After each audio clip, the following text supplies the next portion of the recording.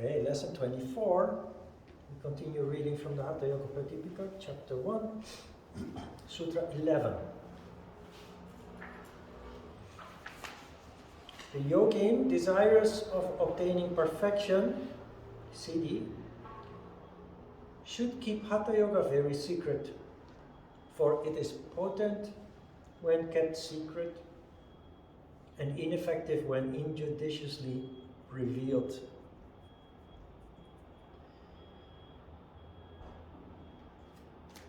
We've come across this message several times for several reasons.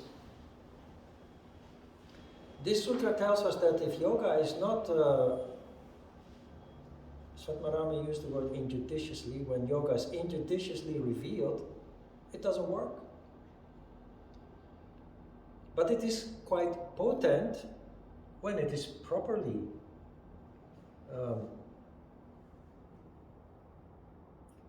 he says it is potent when kept secret. How do you interpret that?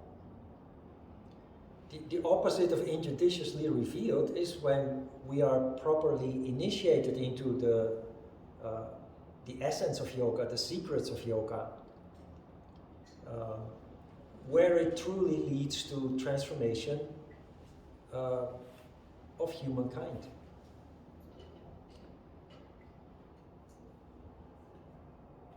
Yoga, of course, should not be kept secret. Everybody can benefit from it. But it is most effective if it is taught properly, in a very systematic way, and also sticking to the traditional way, as opposed to the modern approach that became popular, or that became prevalent actually. The modern approach became dominant with commercialization and popularization of yoga in the late 1990s. And that is where the quality of yoga became very diluted. That is where yoga became mere exercise. And the interesting thing is also, you have learned a new technique that most yoga practitioners have never heard of in this form. And that's pranayama. And pranayama is energy control. And if we had started with that in lesson 1, you might not have wanted to continue to do this course. You have been very gradually and systematically prepared for lesson 19, the introduction of pranayama. But it can happen that your experience with pranayama is impressive. You're enthusiastic about it. You kind of feel you learned something there, something special maybe even. And when you're enthusiastic, at least I function in this way, when I'm enthusiastic, I want to share it with other people. I want to tell other people, look what I learned today. This is just amazing. It really works. But if you then start explaining that you can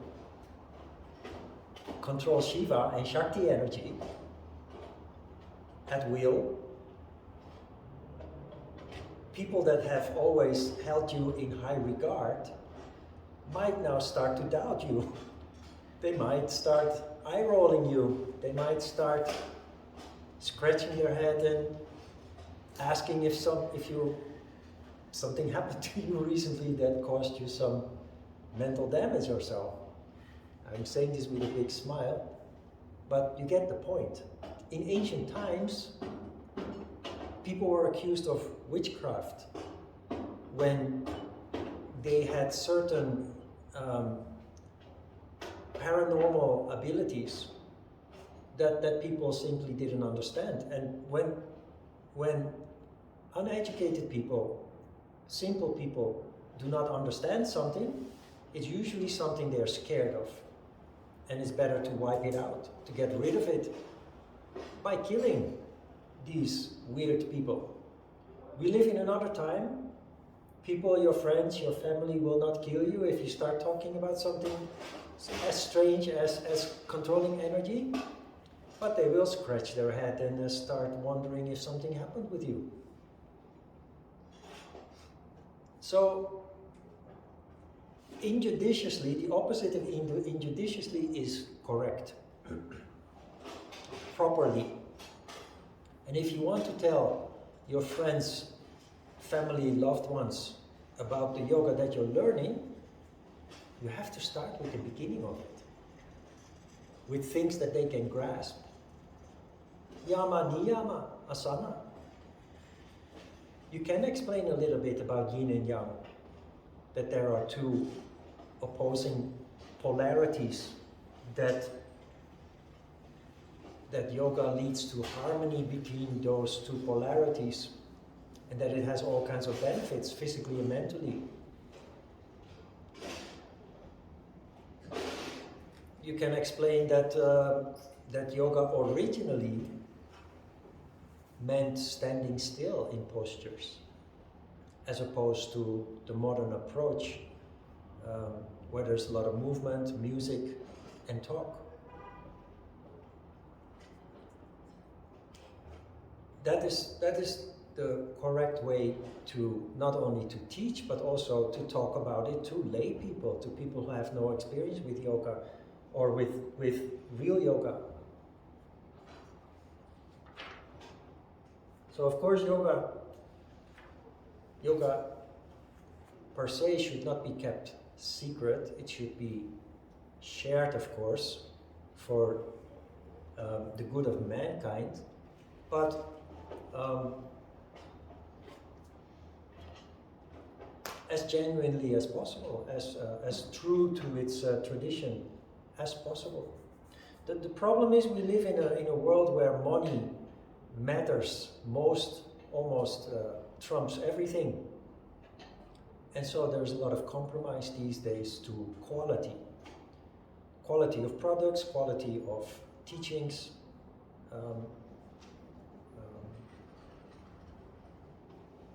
for commercial benefit, for financial benefit. Sutra 12.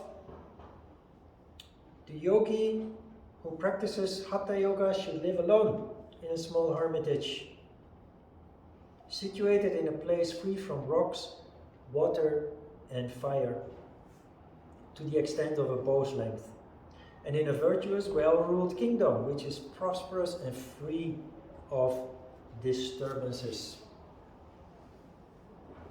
There is so much to say about this.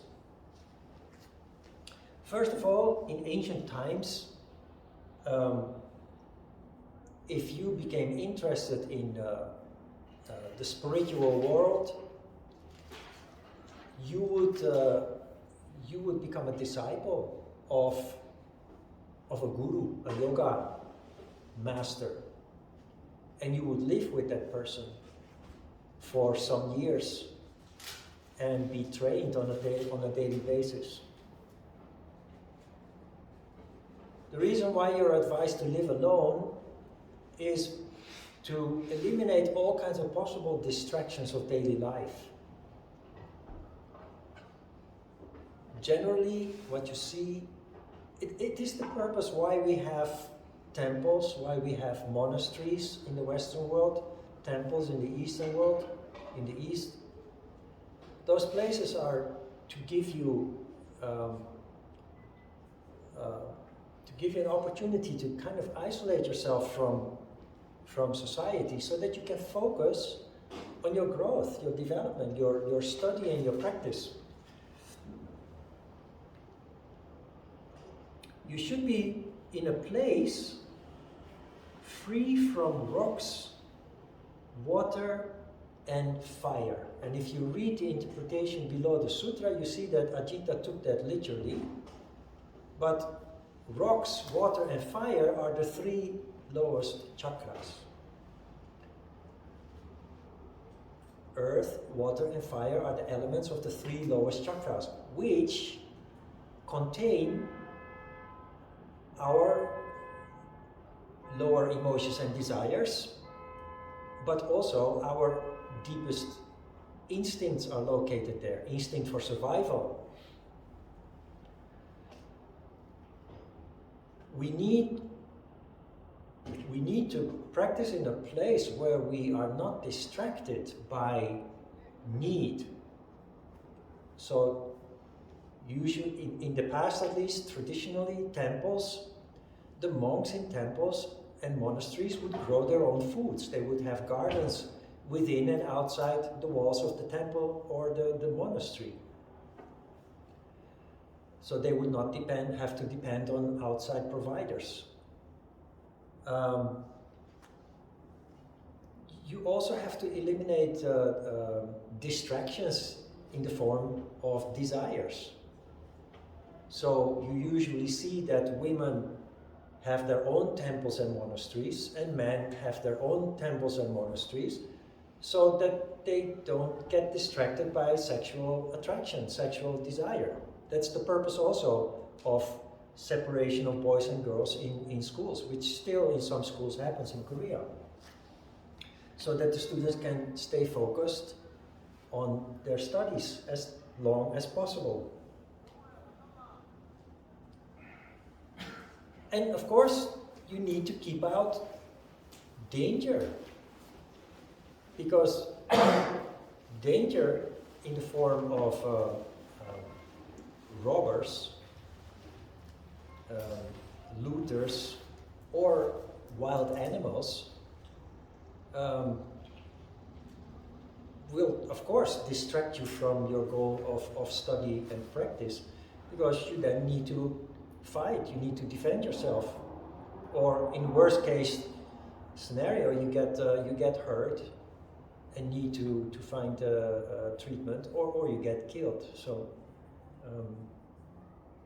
the well-ruled kingdom, we have examples of this abound in plenty. A country that is not well ruled, where there is corruption and cronyism and what have you, doesn't thrive. There's a small group of people that become rich, while the majority of the population that depends on the rulers is suffering. In a well-ruled kingdom is basically the countries that have a democracy, where most of the people that are engaged in ruling that country are truly functioning, at least partially, in the crown chakra. So they of course, they have their selfish needs, but they do have an eye for the needs of the population, the well-being of the population.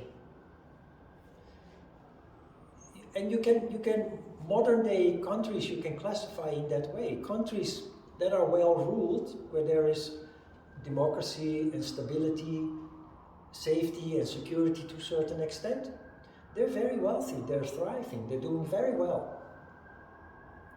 Health care is very well taken care of, provided. There is good education. The government invests huge amounts of money in healthcare and education. And it is those things that are lacking in not well-ruled countries. There are countries that have huge natural resources, like either oil, gas, and coal, or diamonds and other minerals and what have you. Many of those countries with these natural resources the population is suffering, is very poor. Russia is very much in the news these days because of the war in Ukraine, is one of those countries. You all know, because it's every day it's mentioned again and again, there are a few people that have incredibly expensive yachts that are as big as a small cruise ship for just one person and their entourage. Hundreds of billions of dollars sometimes, those yachts.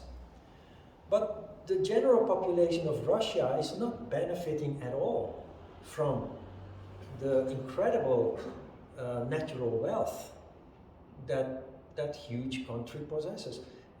Nigeria is also an oil-rich country and a diamond industry that is thriving. But the general population is very poor. It's only a few people that get very rich from it. Compare that with Norway, who has established a national wealth fund, the biggest wealth fund in the world, from which the whole population benefits, which is all, the fund is filled with the profits from the Norwegian oil industry. So a well-ruled kingdom, you can say a well-ruled kingdom is a place, a country, a society that is harmonious, that is sattvic, where there is a strong moral foundation. So if you live in an unstable country, if you don't know whether you will have a meal tomorrow, or whether somebody comes knocking on your door and will drag you from your house, for whatever reason, it's very difficult to focus on spiritual development. 13. The mata should have a small door and should be without any windows. It should be level and without any holes. It should be neither too high, too low, nor too long. It should be very clean, being well smeared with cow dung and free from all insects. Outside it should be attractive with a small hall, a mandapa, which is actually a veranda, not a hall, a terrace, veranda, a raised seat and a well, and surrounded by a wall. These are the characteristics of a yoga mata as laid down by the Siddhas who have practiced Hatha Yoga. Now this is weird. It should have a small door and no windows. My ideal yoga studio has windows as much and large as possible. Why no windows? Because when this book was written, glass window panes did not exist. So a window at that time meant a hole in the wall. And that meant that it could be very cold or very hot, but it would also allow mosquitoes and other insects and animals to enter your house, which of course is a distraction. It should be without holes, is because at that time people lived on natural floor. They just built clay walls, but the floor was basically the soil that you also find outside the house. So just have a smooth floor so that when you do a tree pose or some other kind of exercise that you not sprain your ankle or lose your balance.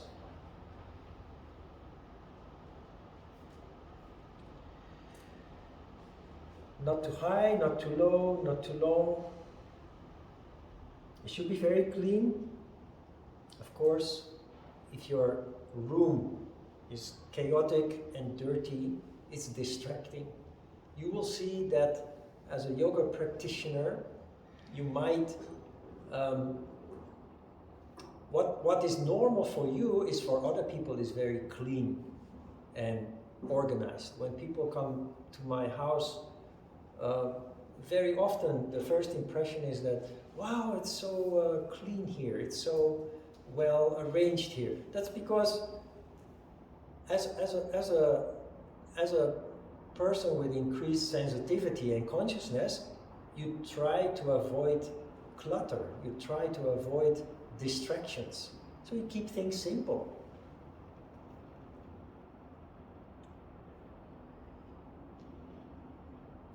It's a natural development that you start paying attention to that. Well smeared with cow dung, I suspect that that has something to do with keeping insects out by smearing the walls with cow dung. It's also cooling as well. Cooling. My friend's house in India, they always used to smear cow dung on the concrete veranda, and it feels much, much cooler. Right, okay. Yeah. And there's no insects. Okay. Free from all insects. Outside it should be attractive with a small veranda. Why would a spiritual place need a small veranda? Isn't that a luxury? Aren't we supposed to practice tapas? Yeah, but a small veranda allows you, in between your practice and your study, to just contemplate. Imagine at that time, temple or monastery or your little place where you practice, where you live with your guru, that is somewhere in nature. Because in the past everything was nature, either in the mountains or in the forest or somewhere at the lake or close to the beach. Sitting on your veranda in between activities allows you to contemplate in a very natural way. The beauty of nature is very contemplative. Whether it rains or whether the sun shines, it just naturally leads to contemplative state, contemplative condition.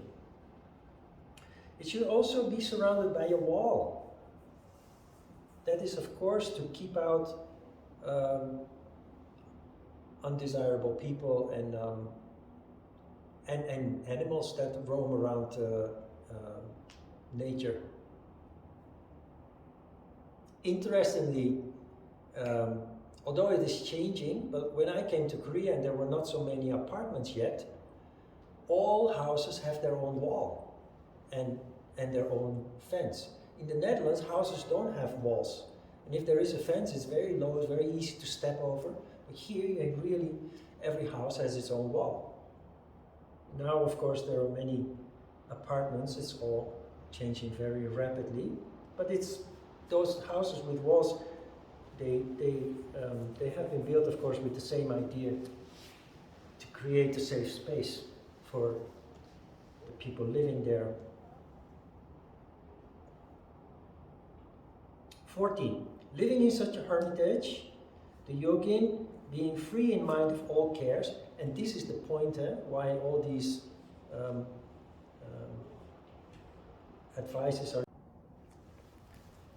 how to create your space to practice, is to create a situation where you can be free in mind of all cares, so that you can focus on your practice. So again, living in such a hermitage, the yogin, being free in mind of all cares, should practice only yoga all the time, in the way taught by your guru.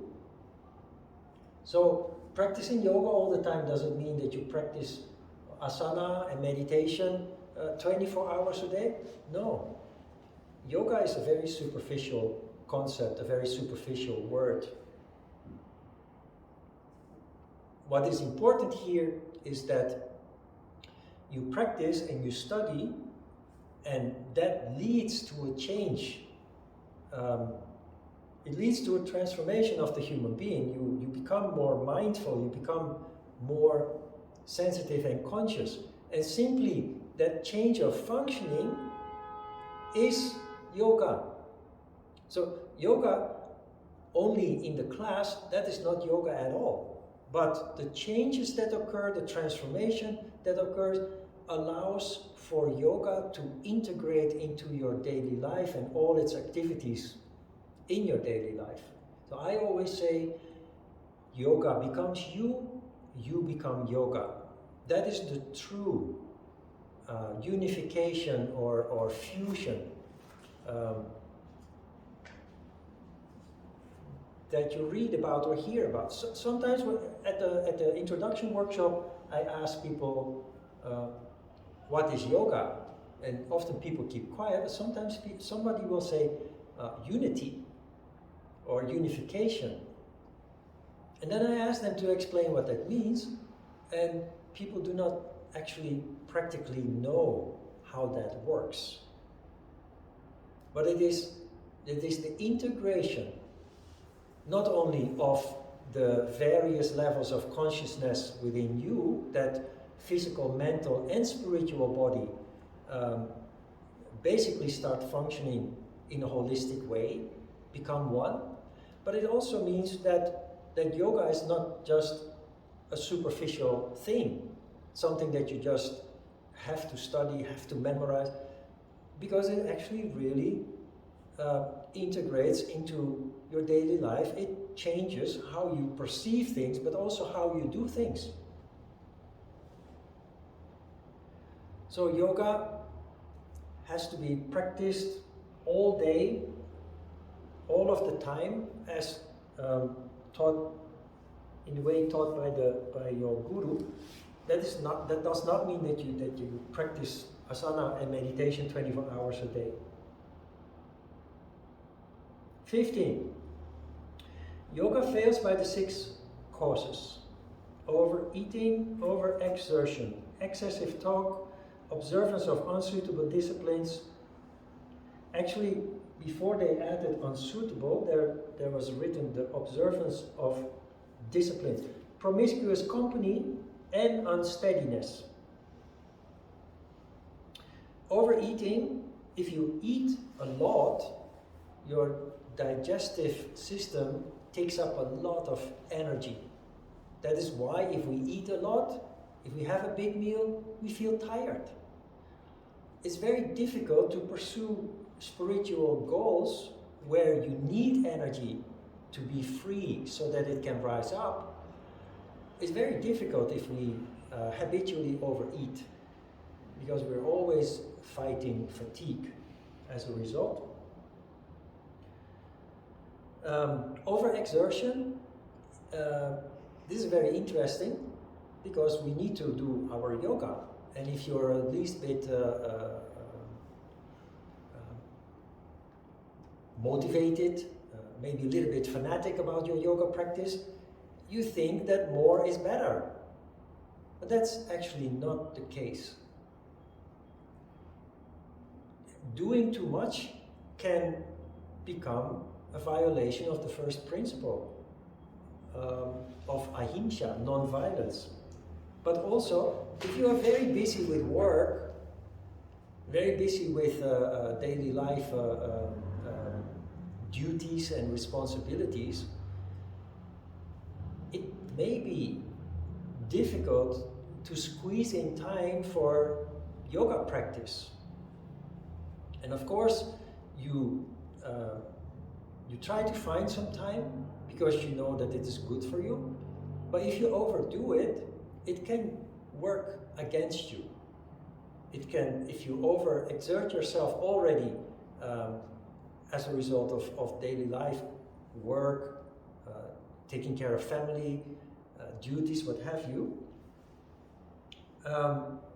you can lower your resistance and end up getting sick if you pile on top of your busy daily schedule with a kind of an obligation to practice your yoga every day. So you have to be a little bit sensible about that. Do not be too fanatic, and wait for a time that you can create a situation where you can dedicate yourself a little bit more to your practice. excessive talk. Yoga clearly is something that needs to be done in silence, except for the lecture. Asana and meditation especially should be done in as much quiet as possible, of course, that's clear. The observance of disciplines. Discipline, first and foremost, without discipline, nothing gets done. Because discipline is needed to do things. A human being is inherently lazy, let's say it in that way. But there are things that we know are good for us. And we'd rather be sitting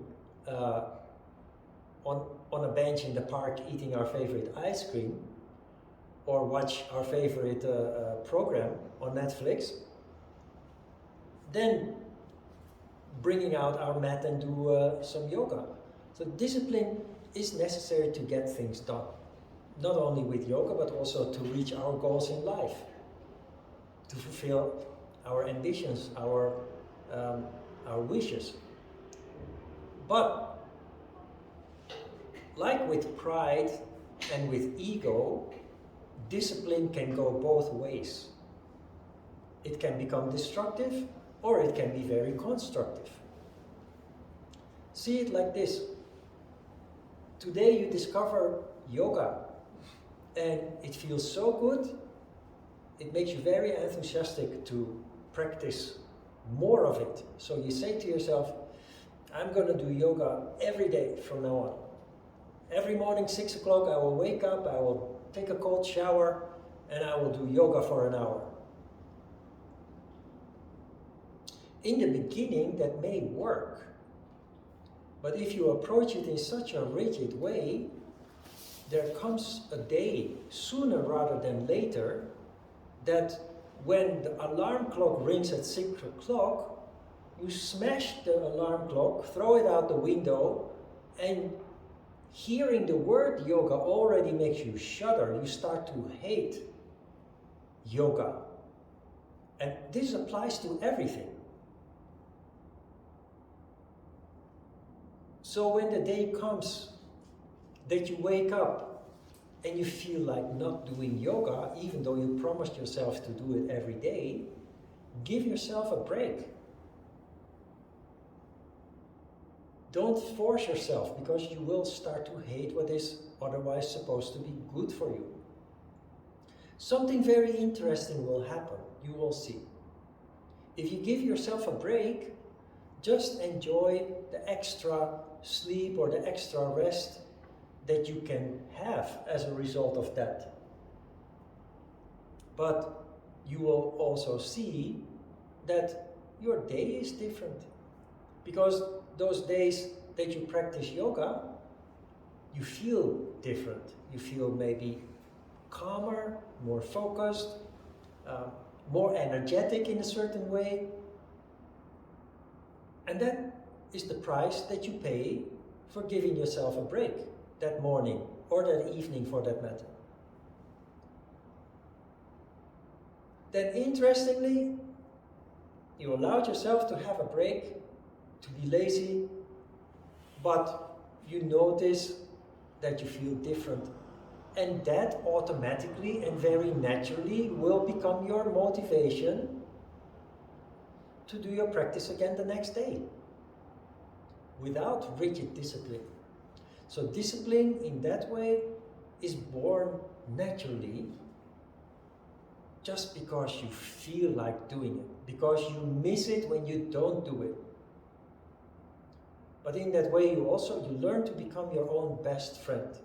If there's a day that you don't feel like doing it, give yourself a break, but notice the difference with those days that you do have the discipline to practice.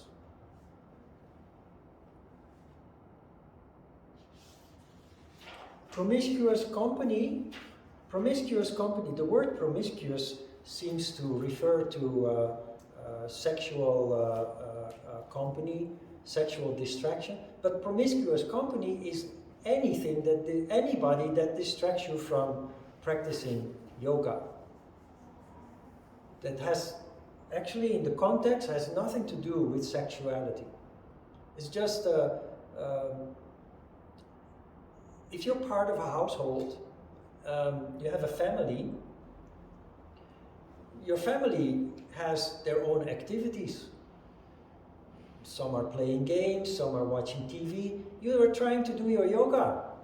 And even though you may be in your own room, maybe you can do it in your bedroom, separated from the rest of the family, they open the door and say, hey, I can't find my shoes, or I can't find my tennis racket, or I need some water or some bread, or so that is promiscuous company in this context. It just means that you have to create a situation where the other people are outside of the home, and you can use that opportunity to do your practice, to do your thing. This basically applies to everything, not only just yoga.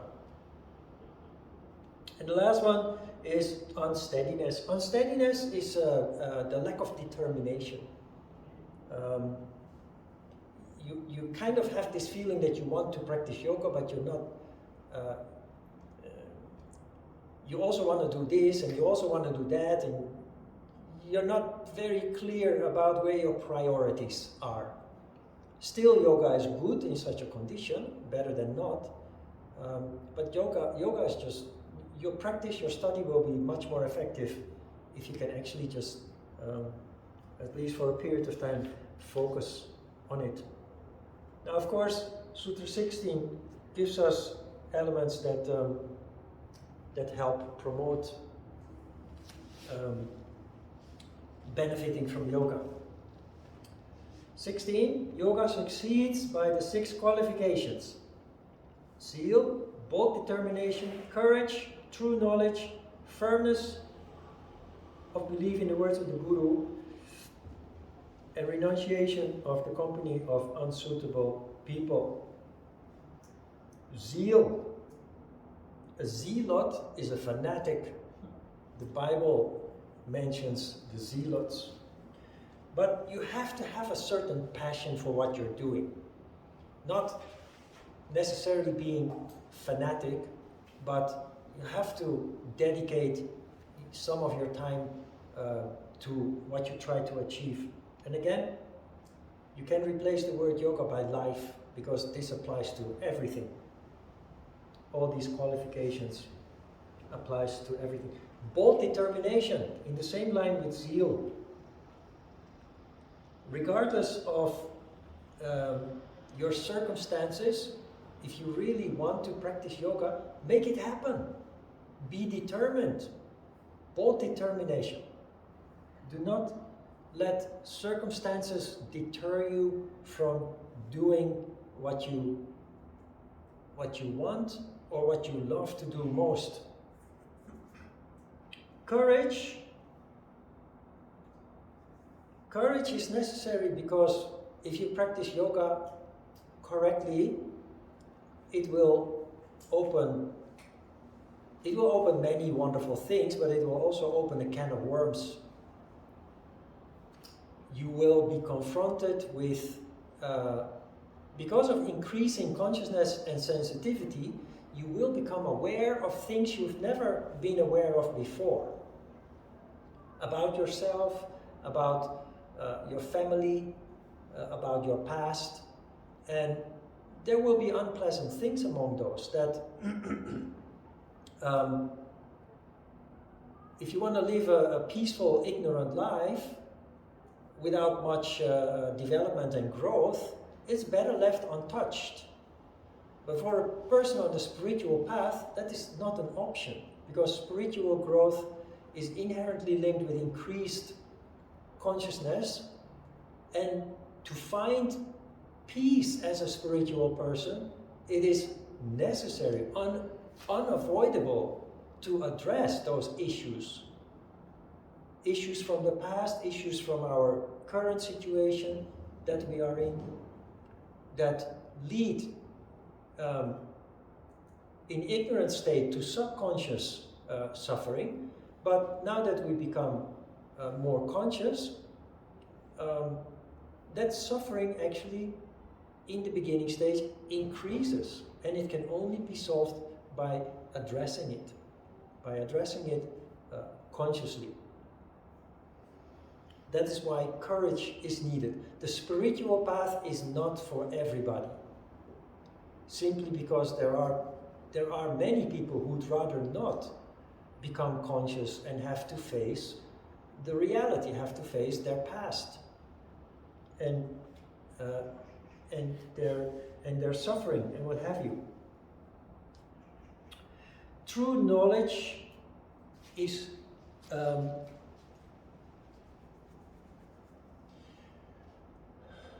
true knowledge. This book in itself is not true knowledge. If you just accept what the book tells you without processing it, without contemplating it, it's just a theory. And the mistake that many teachers make is that they convey something from a book. For example, when you're in school, elementary school, middle school, high school, everybody has their favorite and least favorite teacher. And later in life I realized that the favorite teachers are the teachers that not just read from a book and then at the end of the hour tell you your homework is to memorize the data in this story. The favorite teachers are the teachers that, based on the lesson material, tell a wonderful story about something that is related to the material that you need to understand. And it puts the students in a contemplative mood, and they start to see a picture, they start to connect the dots, and they start to like that teacher because it really stimulates them. The teacher that just reads from the book literally and tells you then to memorize it kills your spirit. Your energy drops down and you can't wait for the class to end so that you can go to the next class or go home. True knowledge is what I do is throughout the years I've built my own insights based on the text that we are studying, and that is true knowledge from my side on towards you. If you just copy my words and convey that to somebody else, it's not true knowledge anymore. If you process it and develop your own insights based on what I tell you, then it is true knowledge again. Can you see what this means? So there's a lot of knowledge that is not true knowledge, but it's still valuable. There are many books that contain information, but it becomes true knowledge when you truly grasp what it means when you connect the dots. And you do that, of course, in a contemplative mood. Firmness is the opposite of unsteadiness in the previous sutra. Later, some interpreter of the text or translator of the text added to this, between square brackets, believe in the words of the Guru. I think that is a valuable addition to firmness, which is misconstrued by some teachers. There are teachers who demand respect just because they are teacher. There are teachers who demand that you don't question them because it is insulting for the teacher to be questioned.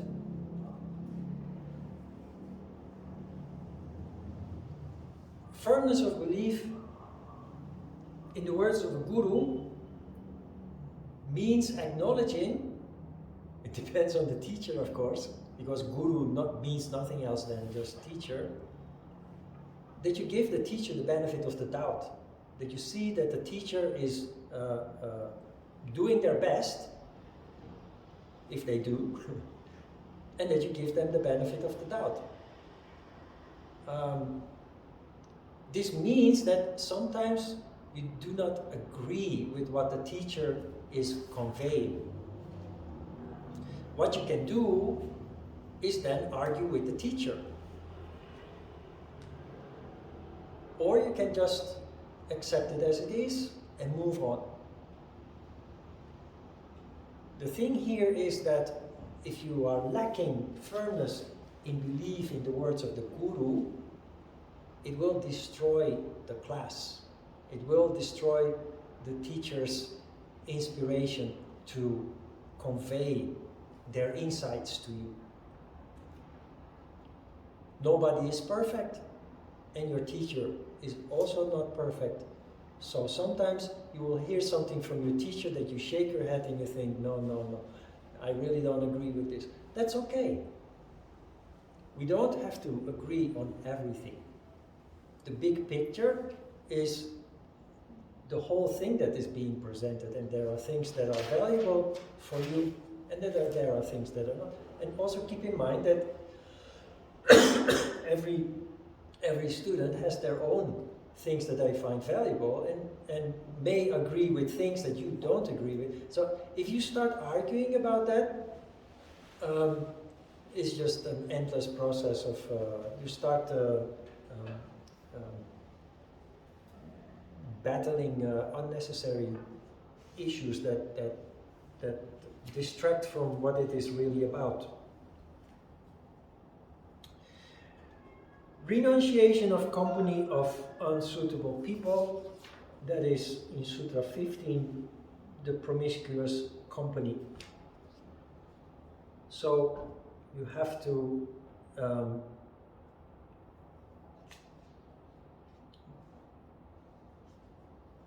be willing to you have to be willing to spend time alone, and you also have to be willing to avoid people that have a disturbing effect on you. And that can be people that are very close to you, with whom you have spent many years because they are close to you, and with whom you've never came to the point that you wanted to avoid them because they are close to you. But now you are changing and you become more sensitive and conscious, and you feel that this person, you don't hate this person, but their behavior can be very imposing, it can be distracting in one form or another. Especially when you're younger, there are people that have an influence on you that make you do things that maybe are not that good, that distract you from going to school, or that distract you from doing your exercise. So unsuitable company is just anybody that keeps you from doing what you decided to do, that what you want to do, or from that what is good for you. What follows is Svatmarama's interpretation of the Yamas and the Niyamas. According to Svatmarama, there are 10 Yamas and 10 Niyamas. We learned 5 each from the Yoga Sutras of Patanjali. You can read them yourself. They are very similar. They are in fact the same as those from Patanjali. You will see that several of those are actually the same, just called another word. Like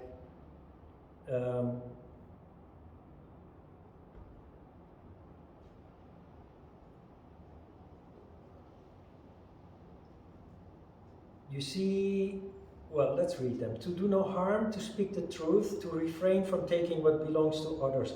That is to preserve continence, to practice forbearance. Those 5 are basically our yamas. Then you have, following that, to have fortitude, to be merciful, to be straightforward, to be moderate in diet, and to be pure. These 10 constitute yama. Then you have austerity, contentment, belief in God, charity, worship of God, listening to the exposition of Vedantic doctrines, modesty, a discerning mind, japa, prayer, and sacrifice. These 10 constitute niyama. You see, some of them we learned, others not in a direct way at least. The last sutra for today, 17. Asanas are treated first because they form the first stage of Hatha Yoga. Asanas make one firm, free from maladies and light of limb. Next week, in both sessions, we will learn asanas that Svatmarama presents as valuable, but there are some very interesting aspects to those that if you understand a little bit what yoga really is about, is helps you to see those asanas in a very different light, beyond just the physical aspect of mainly flexibility and of course physical strength also. So we will come to that next week. A practical note is that the person who translated the text from Dutch to English made a grammar mistake. He used apostrophe S as a form of plural. In Dutch, that is correct. When a word ends with an S, making singular plural, it's always apostrophe S. But in English, it's possessive. It's a little bit a strange, gives a little bit of a strange feeling when you read that for the first time.